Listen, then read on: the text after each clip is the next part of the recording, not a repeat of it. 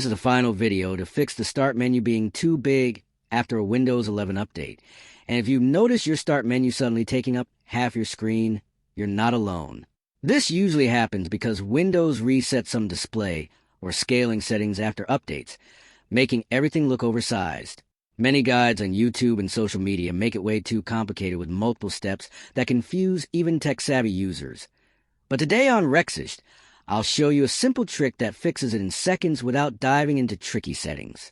All you need to do is adjust a single setting that controls the start menu size, and it will shrink back to normal instantly.